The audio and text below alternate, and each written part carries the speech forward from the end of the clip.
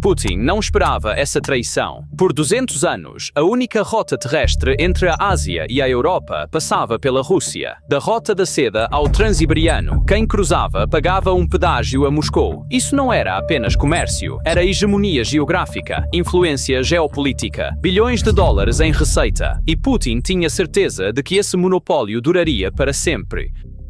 Mas agora seu aliado mais leal está destruindo esse monopólio e Putin é forçado a assistir.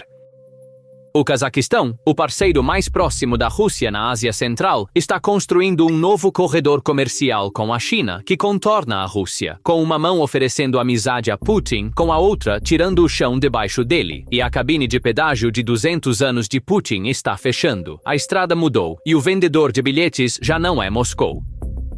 Compreender a geografia deste novo corredor é suficiente para entender por que Putin está tão inquieto. Contêineres que partem do oeste da China atravessam o Cazaquistão de ponta a ponta. Eles cruzam o Mar Cáspio de balsa, eles desembarcam no Azerbaijão, continuam pela Geórgia e chegam à Europa através da Turquia. 4.250 quilômetros de ferrovia, 500 quilômetros de rota marítima, e nem um único metro dessa rota toca o solo russo. O Cazaquistão não está apenas na rota deste corredor, está no seu coração. E o jogo duplo que Tokayev está jogando é talvez a camada mais fascinante desta história. Em 29 de maio de 2026, ele se encontrou com Putin em Astana. 15 documentos foram assinados. Um acordo foi feito para a usina nuclear de Balkhash, liderada pela Rosatom, financiada por crédito estatal russo. O volume de comércio bilateral atingiu um recorde de 29 bilhões de dólares. 7 princípios de amizade e boa vizinhança foram estabelecidos. A imagem na frente das câmeras era de uma parceria impecável, mas a imagem por trás das câmeras conta uma história completamente diferente. Em abril de 2026, o Cazaquistão discretamente removeu parceiros russos de 3 grandes projetos de usinas termoelétricas. A Interhal seria a empreiteira geral. Isso não aconteceu. A tecnologia chinesa a substituiu. O vice-ministro da Energia do Cazaquistão, Yesimkhanov, disse abertamente: a moderna tecnologia chinesa atende aos padrões ambientais, inclui elementos de inteligência artificial. O modelo de crédito proposto pela Rússia de 15 anos foi arquivado, e o desacoplamento energético não se limita a isso. O Cazaquistão estava recebendo 60% das exportações totais de eletricidade da Rússia em 2025, seu maior cliente. Agora, 81 projetos de energia estão em andamento, com uma capacidade total de 15,3 gigawatts e mais de 25 bilhões de dólares em investimento.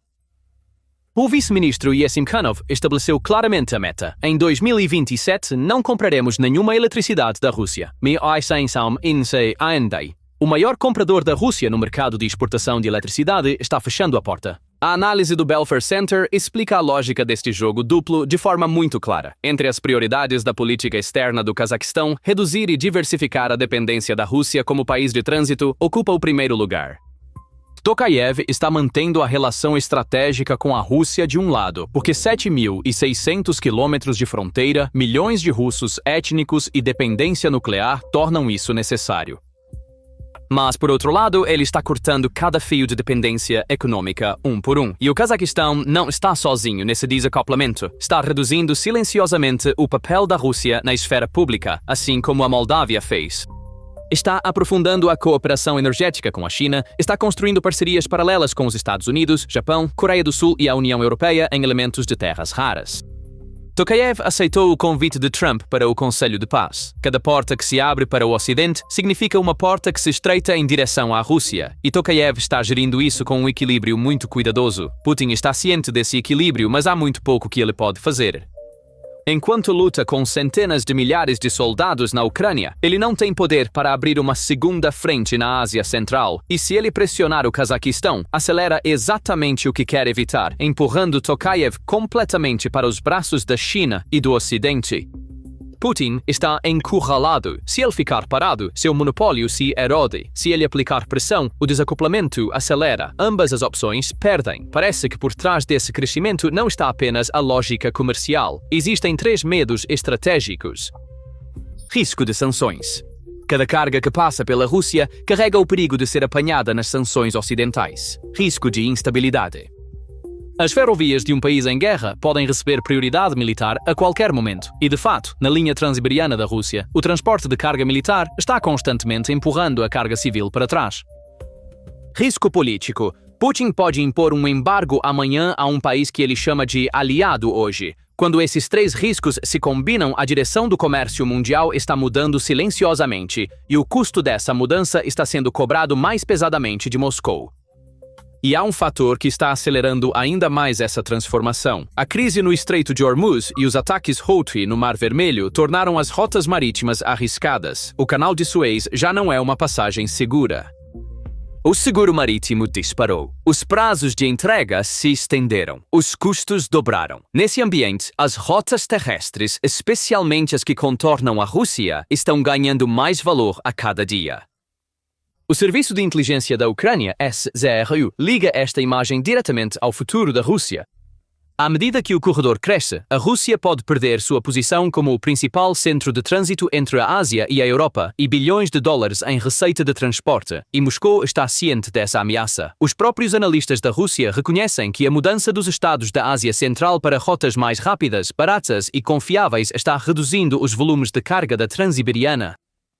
E este corredor não é apenas um projeto da Ásia Central, tornou-se também uma das maiores apostas geopolíticas da Europa. No Fórum de Investidores realizado em Bruxelas em janeiro de 2024, instituições financeiras europeias e internacionais comprometeram-se com 10 bilhões de euros. Na primeira cúpula UE-Ásia Central, em abril de 2025, von der Leyen anunciou um pacote adicional de 12 bilhões de euros do Global Gateway, dos quais 3 bilhões de euros são destinados diretamente à infraestrutura de transporte. O Banco Mundial forneceu uma garantia de 846 milhões de dólares ao operador ferroviário do Cazaquistão, KTZ. O Banco Europeu de Investimento concedeu um empréstimo de 200 milhões de euros ao Banco de Desenvolvimento do Cazaquistão.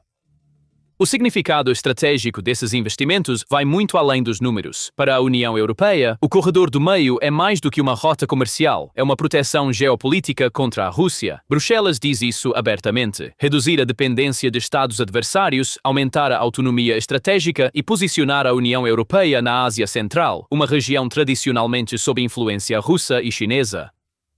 Cada euro que a União Europeia investe neste corredor enfraquece um pouco mais a influência de trânsito da Rússia, e esses investimentos também se sobrepõem à iniciativa do Cinturão e Rota da China. Pequim está financiando sua própria infraestrutura na mesma rota. Assim, tanto o Ocidente quanto o Oriente apoiam o corredor do meio, e a Rússia fica espremida entre essas duas potências. E a posição da Turquia nesta equação é extremamente crítica. A Turquia é a única porta de entrada do corredor do meio para a Europa. Cada trem, cada container que sai da Geórgia passa pela Turquia. Na reunião de mesa redonda realizada em Istambul em abril de 2026, a delegação cazaca e o lado turco se reuniram para fortalecer as redes logísticas. A secretária-geral adjunta presidencial do Cazaquistão, Janassova, anunciou que o transporte no corredor aumentou 18% nos primeiros 3 meses de 2026. Gigantes do setor privado, como CCDD Transportation, Al-Bayrak e Salak, juntaram-se ao projeto e, em maio de 2026, ocorreu um primeiro histórico. O primeiro envio de trem de carga de retorno da Turquia para a China, 50 contêineres de carga refrigerada, foi concluído através do corredor do meio. Esta entrega provou que o corredor agora opera não apenas em uma direção, mas em ambas. A ferrovia Baku-Tbilisi-Kars é a espinha dorsal caucasiana desta rota. Os portos do Cáspio, Aktau, Kurik, Alat estão aumentando continuamente a capacidade. O Banco Mundial concedeu um empréstimo de 2 bilhões de dólares ao projeto ferroviário. A modernização da infraestrutura está acelerando. Em 2025, o volume de carga entre Turquia e Cazaquistão aumentou em 34% e esse crescimento ainda está em fase de impulso. E quando o projeto da Estrada do Desenvolvimento da Turquia adicionar uma conexão com o Golfo via Iraque, o panorama se expande ainda mais. Os tempos de trânsito encurtam em 15 dias. A Turquia não é apenas um ponto de trânsito, está se tornando o centro logístico entre a Ásia, a Europa e o Oriente Médio. De acordo com a análise da DW, a importância deste corredor aumentou ainda mais com a crise do Estreito de Hormuz, e a Turquia está posicionada bem no centro dessa transformação. E enquanto o mundo constrói novas rotas ao redor da Rússia, a Rússia está se tornando incapaz de sustentar até mesmo sua própria rota. A Ferrovia Transibriana e a entidade que opera toda a rede ferroviária da Rússia, RZHD, a enorme estrutura que lida com 87% do transporte de carga do país, está na crise financeira mais grave de sua história. A partir do início de 2026, a dívida aumentou para 4 trilhões de rublos, aproximadamente 51 bilhões e 900 milhões de dólares. O lucro líquido caiu de 50 bilhões de rublos para 2 bilhões e 300 milhões de rublos em um único ano, uma queda de 96%. O orçamento de 2026 foi reduzido em 20% em comparação com o ano anterior, e a empresa solicitou 200 bilhões de rublos em ajuda emergencial do Estado. E o problema não é apenas a perda de receita de trânsito. A própria economia civil da Rússia está entrando em colapso. De acordo com o relatório da United 24 Media, nos primeiros 2 meses de 2026, a Rússia entrou oficialmente em crescimento negativo, menos 1,8%. Os dados de carga ferroviária mostram que a economia civil tem estado sufocada desde 2022. O Estado mascarou isso com gastos massivos em guerra. Uma economia saudável movimenta grandes quantidades de bens civis básicos. Na Rússia, esse volume de transporte está constantemente caindo. A tentativa da Rússia de criar uma alternativa com a Rota do Mar do Norte também parece limitada. Esta rota é sazonal. O gelo a bloqueia durante a maior parte do ano e as relações com os estaleiros sul-coreanos que construíram a frota de petroleiros se deterioraram. Seul agora está posicionada contra a Rússia. A capacidade técnica para expandir a Rota do Norte está diminuindo. Parece que a Rússia entrou em um ciclo vicioso. A guerra desgasta as ferrovias. As ferrovias desgastadas sufocam a economia civil. A economia sufocada reduz as receitas de trânsito. A queda nas receitas torna impossível investir nas ferrovias. A RZHD quer comprar 400 novas locomotivas e 190 vagões de passageiros, mas o orçamento foi reduzido em 20%. A manutenção da infraestrutura está sendo adiada. Vagões parados estão obstruindo as linhas principais. A eficiência está caindo. E enquanto esse colapso acontece, a carga está fluindo ao redor da Rússia. O corredor do meio cresce um pouco mais a cada mês, enquanto o Transibriano encolhe um pouco mais. A admissão do analista militar russo Prichin resume este quadro. O propósito fundamental desta rota é criar uma linha da China para a Europa que contorne a Rússia. Os próprios especialistas russos estão cientes da situação, mas não conseguem produzir uma solução. Mas ler o quadro de forma unilateral seria enganoso, e a análise de abril de 2026 da Carnegie Endowment cria um efeito de banho de água fria. A realidade é esta. O corredor do meio ainda transporta apenas 6% da capacidade anual de 100 milhões de toneladas do corredor do norte da Rússia. A taxa de crescimento é impressionante, mas o volume ainda é muito pequeno. A Geórgia é a única porta de entrada do corredor para a Europa e um sério gargalo. O orçamento do porto de Anaclia para 2026 foi reduzido de 150 milhões de lari para 50 milhões de lari. Há uma lacuna de investimento estimada em 18 bilhões e 500 milhões de euros para a modernização da infraestrutura, e o investimento do setor privado permanece limitado devido aos volumes de carga a longo prazo e aos riscos políticos. O esvaziamento do Mar Cáspio é um problema técnico separado, requer dragagem, construção de novos cais e terminais, e nenhum desses pode ser resolvido em um mês. A multiplicidade de pontos de transbordo aumenta os custos e cria atrito logístico. Um sistema tarifário unificado ainda não foi estabelecido, e interpretar a relação Putin-Tokayev como um puro desacoplamento também seria errado. Os acordos assinados na cúpula de maio são reais. A Rosatom construirá a primeira usina nuclear do Cazaquistão. Milhares de quilômetros de fronteira, milhões de população de etnia russa e décadas de laços institucionais não podem ser rompidos da noite para o dia. Tokayev não está rompendo completamente com a Rússia. Ele está fazendo uma diversificação controlada. A diferença é importante. Mas, da perspectiva da Rússia, o perigo real não é o volume de hoje, é a tendência. Uma linha que era quase zero em 2022 cresceu 25 vezes em 4 anos. A União Europeia investiu 22 bilhões de euros. O Banco Mundial forneceu garantias. A China está financiando infraestrutura sob a iniciativa do Cinturão e Rota. Esses investimentos estão tornando a reversão extremamente difícil. Trilhos de trem podem ser removidos, mas portos, terminais e sistemas aduaneiros criam estruturas permanentes. E uma vez que os trilhos são colocados, a carga flui para esses trilhos como uma lei da física. E o verdadeiro significado estratégico do corredor do meio vai muito além dos volumes de comércio. Este corredor é o símbolo do desligamento do Cazaquistão da Rússia. E se o Cazaquistão se separar, o dominó começa. O Quirguistão pode seguir o Cazaquistão. Já reabriu discussões sobre a transição para o alfabeto latino. O Uzbequistão juntou-se à parceria transcaspiana e está negociando acordos comerciais separados com a União Europeia.